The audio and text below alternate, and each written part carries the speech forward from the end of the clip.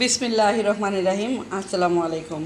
আজকে আমি কাবলি বুট নিয়েছি। কাবলি বুটগুলি 10-12 ঘন্টা ভিজিয়ে রেখেছিলাম, তারপরে সিদ্ধ করে নিয়েছি। আমি সালাদ বানাবো, চিপ্পি সালাদ। এখানে আছে ধনিয়া পাতা, পেঁয়াজ কাটা, কাঁচামরিচ, আর আছে একটি শসা, আছে এক টুকরা লেবু। দিয়ে দিচ্ছি লেবু চিপে, দিচ্ছি লবণ, দিয়ে দিচ্ছি তেঁতুল গোলা পানি,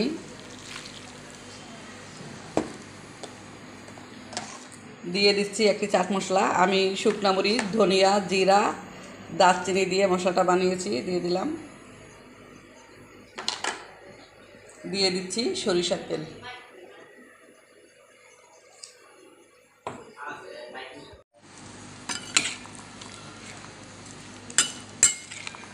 মাখিয়ে নিলাম।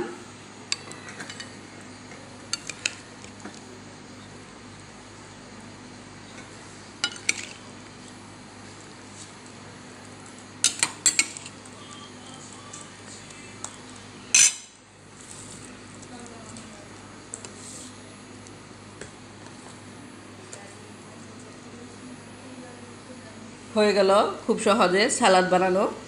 সবাই ভালো থাকবেন, সুস্থ থাকবেন। ফিরে আসবো নতুন কোনো রেসিপি নিয়ে। সেই পর্যন্ত